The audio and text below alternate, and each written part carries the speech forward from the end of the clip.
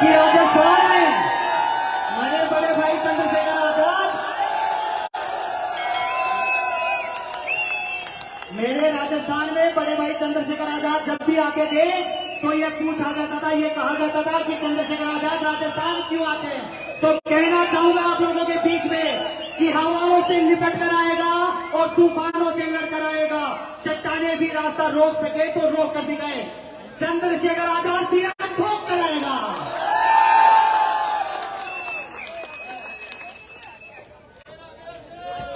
धन्यवाद राजेश जी। आज मुझे पता लगा कि राजेश में भी एक बहुत टैलेंट है और ये टैलेंट आज देखने को भी मिला, क्योंकि आप सुबह से इंतजार कर रहे हैं। मैंने सभी साथियों को रोका कि भाई आप रुक जाओ, अभी आज ज्यादा बात मत रखो, क्योंकि हम जनता की मदद के लिए हैं, उनको परेशान करने के लिए नहीं। तो मैं बहुत कम शब्दों में अपनी बात रखूंगा, लेकिन उससे पहले समय समय पे इस भारत की धरती पे जो संत गुरु महापुरुष जन्मे, मैं उन सबको नमन करता हूं। नमन इसलिए करता हूं क्योंकि उन महापुरुषों के संघर्ष की वजह से हमें इस देश में स्वाभिमान सम्मान का जीवन मिला। ये जो साथी यहां खड़े, बैठ जाओ, बैठ, इधर वाले भी बैठो, बैठ जाओ। हमारे बहुत सीनियर लोग बैठे हैं, पहलवान जी बैठे हैं, कॉलम कर नीचे देखिए। ये उदाहरण है आपके लिए, कितने सीनियर नेता हमारे नीचे बैठे हैं। तो इससे हमें सीख लेनी चाहिए कि हमें इस तरह से जमीन पर रह के अपने काम को मजबूत करना है।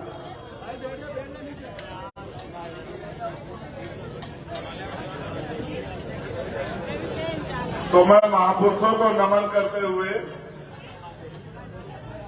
अपनी बात की शुरुआत करूंगा, लेकिन हमारे साथियों ने मुझसे कहा कि सबसे पहले हम भारतीय संविधान की प्रस्तावना को पढ़ेंगे।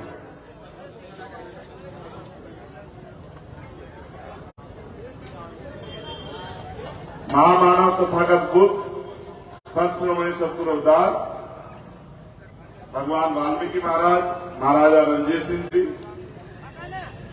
गुरु घासीदास जी, गुरु कबीर जी, नारायण गुरु, संत गाडगे जी महाराज, उनके साथ साथ राष्ट्रपिता ज्योतिबा फूले, छत्रपति साहू जी महाराज, ईवी पेरियर रामास्वामी नायकर, प्यारेलाल यादव, डॉक्टर बाबा साहब अम्बेडकर, संतराम बी ए प्रजापति जी, महामना रामसु वर्मा, चौधरी महाराज सिंह भारती, सर छोटू राम चौधरी चरण सिंह, चौधरी कुंभाराम आर्य जी, मान्यवर दीना भाना वाल्मीकि साहब, कोतवाल धन सिंह गुर्जर और मान्यवर काशीराम साहब को नमन करता हूं। और आपसे आग्रह करूंगा कि एक बार आप अपने अपने स्थान पर खड़े होकर भारतीय संविधान की प्रस्तावना मेरे साथ पढ़े। सभी लोग, हमारे माए बहनें भी, हमारे बच्चे भी, नौजवान भी, मेरे पीछे पीछे आप इसको पढ़ना, क्योंकि यही संविधान है जिसकी वजह से आज ये मंच लगा है और किसान का मेरे कमजोर शोषित मजलूम अपने हकों की बात भारत में रख रहे हैं। हम भारत के लोग भारत को एक संपूर्ण, प्रभुत्व संपन्न, समाजवादी, पंथ निरपेक्ष, लोकतंत्रात्मक गणराज्य बनाने के लिए तथा उसके समस्त नागरिकों को सामाजिक, आर्थिक और राजनीतिक न्याय, विचार, अभिव्यक्ति, विश्वास, धर्म और उपासना की स्वतंत्रता, प्रतिष्ठा और अवसर की समता प्राप्त कराने के लिए तथा उन सब में व्यक्ति की गरिमा, राष्ट्र की एकता और अखंडता सुनिश्चित करने वाली बंधुता बढ़ाने के लिए सब संकल्प होकर अपनी इस संविधान सभा में आज तारीख 26 नवंबर 1949 ईस्वी को इक़्तिदार द्वारा इस संविधान को अंगीकृत, अधिनियमित और आत्मर्पित करते हैं। धन्यवाद। बैठ जाओ। मैं सबसे ज्यादा धन्यवाद दूंगा हमारी मातृशक्ति को, हमारी प्यारी प्यारी बच्चियों को, बहनों को, माओं को, कि वो बहुत लंबे समय से यहां इंतजार कर रही हैं। मुझे बस चंद बातें आपसे कहनी। मुझसे पहले हमारे प्रभारी जी ने बहुत सारी बातें आपसे रखी और पूरे दिन मैंने आपके विधानसभा क्षेत्र में घूम के ये जोश और जुनून, ये ऊर्जा, ये उत्साह देखने का काम जो है मेरे द्वारा खुद किया गया। मुझे बहुत खुशी हुई कि चोमू विधानसभा में आपने जो लक्ष्य बनाया है, आने वाले समय में वो लक्ष्य पूरा होने जा रहा है। उस लक्ष्य को कोई रोक नहीं सकता। आज हमारे साथ मंच पर हमारे भीम आर्मी के प्रदेश अध्यक्ष जितेंद्र अडवाणी जी, हमारे अनुशासन समिति के अध्यक्ष राजस्थान अमरचंद हरतोलिया जी, नीचे कार्यकर्ताओं का उत्साह बढ़ाने के लिए और उनको अनुशासन का संदेश देने के लिए बैठे मिशन 78 के इंचार्ज राजस्थान मोहनलाल बैरवा जी, हमारे साथी जो मेरे साथ चल के आए राष्ट्रीय कोर कमेटी के मेंबर अमित कसाना जी,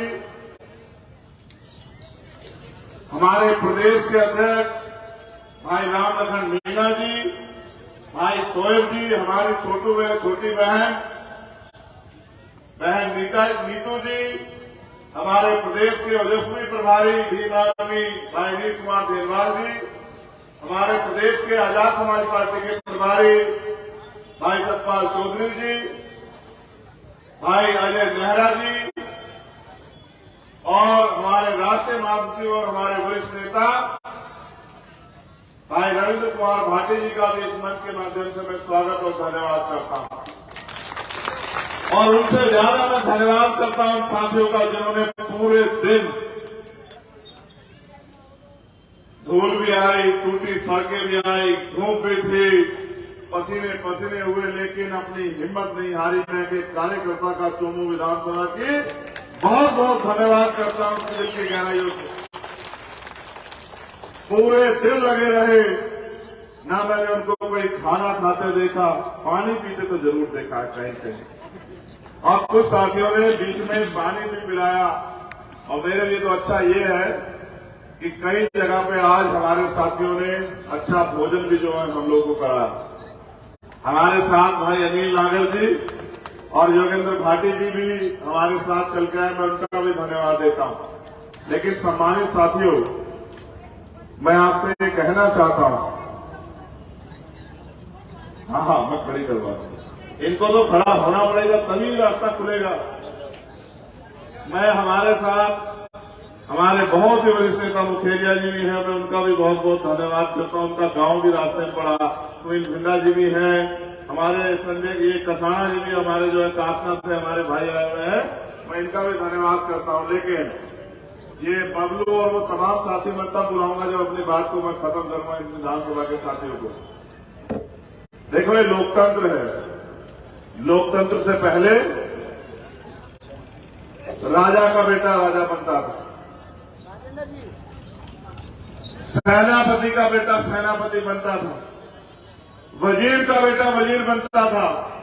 लेकिन जैसा हमारे सीनियर साथी भाई मनोज तिवारी जी ने मुझसे पहले आपको बताया कि जब लोकतंत्र आया तो ये शक्ति जनता के हाथ में आ गई कि जनता जिसे चाहे उसे कुर्सी में बिठा दे और जिसे चाहे उसकी कुर्सी खींच के उसको जमीन पे बिठा दे। ये ताकत जो है बाबा साहब अम्बेडकर ने वोट की शक्ति से आपके हाथ में दी।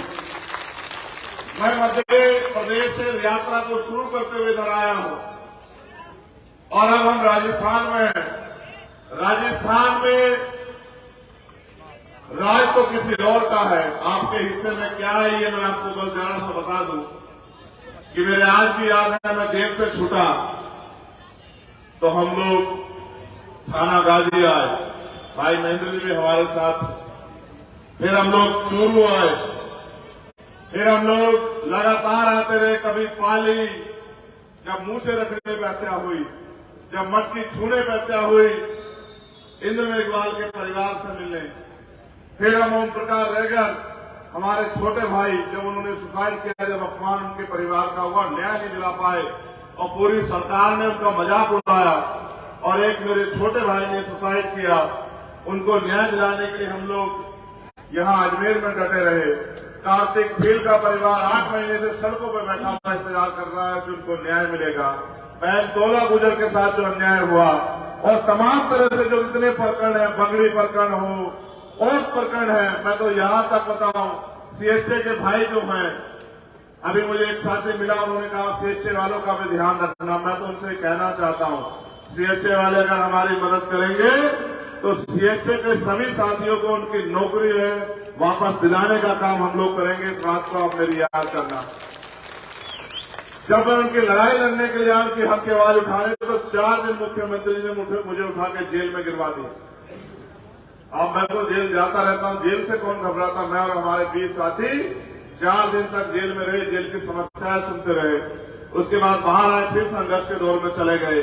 मैं आपको ये बातें इसलिए कह रहा हूं, अगर आपके पास शक्ति नहीं होगी तो आपके साथ अन्याय होगा, और अगर आप अन्याय को रोकना चाहते हो तो इसकी ताकत बाबा साहब अम्बेडकर ने वोट के रूप में आपको दी है। अगर आप अपनी वोट को संगठित करके अपने लोगों को दो, जो लोग बिना किसी स्वार्थ के पिछले 6 साल से जिंदा देख करके आपके बीच में खड़े हैं और तमाम तरह के अन्याय पे आपकी आवाज बन के खुद भी लाठियां, गोलियां, मुकदमे, जेले, तमाम तरह की मुसीबतों का सामना कर रहे हैं, ऐसे भीम आर्मी के एक एक बहादुर साथी का मैं धन्यवाद करता हूं, जिन्होंने इस सरकार को, और उससे पहले 2 अप्रैल 2018 में भारतीय जनता पार्टी की सरकार के दांत खट्टे करके बता दिया था कि अगर हमारे खिलाफ कोई भी फैसला होगा न हम सुप्रीम कोर्ट का सम्मान करेंगे और न ही किसी सरकार का सम्मान करेंगे। जो भी हमारे अधिकारों के साथ खेलने का काम करेगा, उस सरकार को भी और उस व्यवस्था को भी हम लोग धूल चटाने का काम करेंगे। ऐसे अपने बहादुर साथियों का धन्यवाद देता हूं। लेकिन मैं आपको याद दिलाना चाहता हूं, संख्या चाहे कितनी भी क्यों ना हो, अगर आपके पास सत्ता नहीं है, राजनीतिक शक्ति नहीं है, तो आपके साथ ये होगा जो नासिर जुनैद के साथ हुआ कि पुलिस की आंखों के सामने, सरकार की आंखों के सामने कुछ दरिंदे आते हैं, उन दोनों बच्चों को उठा के ले जाते हैं, पहले पीटते हैं, अधमरा कर देते हैं, और फिर उनका दिल नहीं पसीजता, उनको गाड़ी में जिंदा जला के मार देते हैं, सीट बेल्ट लगा के। और फिर क्या हो रहा है यहां आपने नहीं देखा। मुख्यमंत्री जी को नहीं पता लगा कि उनके प्रदेश में क्या हुआ। जब हमने पूरे राजस्थान के हर जिले में आंदोलन कराया, पूरे हरियाणा के हर एक जिले में आंदोलन कराया, जब हमने उत्तर प्रदेश के हर एक जिले में आंदोलन कराया, उत्तराखंड में आंदोलन कराया, तब मुख्यमंत्री नींद से जागे। मैं तो सामंतवाद का डर मानता हूं राजस्थान को, क्योंकि मैंने देखा है हर जगह पे न्याय के लिए सब लोग साथ खड़े होते हैं, लेकिन यहाँ अन्याय करने वालों के पक्ष में पंचायतें होती हैं, अन्याय करने वालों के पक्ष में सभाएं होती हैं, न्याय मांगने वालों को रोक दिया जाता है, उनको वापस यहां से उठा के दिल्ली भेजा जाता है, और अन्याय का साथ देने वालों को पुलिस की सुरक्षा में उनकी सभाएं कराई जाती है, दिखाने के लिए कि अगर कोई भी दलित, पिछड़ा, आदिवासी और अल्पसंख्यक समाज का व्यक्ति आवाज उठाएगा तो उसका सब कुछ चला जाएगा, उसकी मदद कोई नहीं करेगा। इसलिए भीम आर्मी के साथियों से मैं कहना चाहता हूं, हक मांगने से नहीं मिलते, हक छीनने पड़ते हैं। अधिकार मांगने से नहीं मिलते, अधिकार लेने पड़ते हैं, और ले वही सकता है जिसके पास शक्ति है। अगर परिवर्तन करना चाहते हो तो शक्ति लेकर इकट्ठा करो, और शक्ति संगठन में है। पूरे राजस्थान में आपके पास संगठन है, एक एक बूथ में आपके पास व्यक्ति है, और एक विधानसभा में व्यक्ति के साथ साथ वोट दिलाने के लिए मन बना के अपने साथियों से, जैसा मनोज भाई ने कहा, उनका समझाने का तरीका थोड़ा अलग है। मैं बस ये कह रहा हूं कि अपने 2 साथी मित्रों को ये कहो कि बहुत हुआ, हमने दूसरों पे भरोसा किया, और हर बार भरोसा करके हम लोग खड़े गए। अब हमें किसी के भरोसे नहीं रहना। अब हम पे अपना घर है, अपना प्लेटफार्म है, जिस प्लेटफार्म पे हम अपने हकों की आवाज उठा सकते हैं और अन्याय को दमन करने वालों को सबक सिखा सकते हैं। अगर आप न्याय दिलाना चाहते हो तो संघर्ष करो सड़कों पे, और अगर चाहते हो कि आपके लिए अवसर पैदा हो और अन्याय आपके साथ हो ही नहीं, फिर किसी जितेंद्र मेघवाल, इंद्र मेघवाल, ओम प्रकाश अगर काते बिल और नासिर जुनैद के साथ अन्याय ना हो तो फिर अपनी ताकत बनाओ, क्योंकि जिनके पास ताकत होती है उनको जुल्म की परछाई भी नहीं छू सकती है। अगर आप चाहते हो राजस्थान में आपकी ताकत बने तो फैसला लो, और मैं स्वागत करूंगा कि मुख्यमंत्री आए चोमू, जैसा प्रभारी जी ने कहा अपने बेटे को ना भेजें, खुद आए लड़ने, और फिर हम उन्हें बताएंगे कि हर एक मुख्यमंत्री के खिलाफ हमने जो मुख्यमंत्री जो ये सोचता है कि उससे बड़ा कोई नहीं, उस हर एक मुख्यमंत्री को सबक सिखाने का फैसला हम लोगों ने कर रखा है। हम यही से सतपाल चौधरी के लिए जवाब देंगे, और ऐसा जवाब देंगे कि इतिहास याद रखेगा।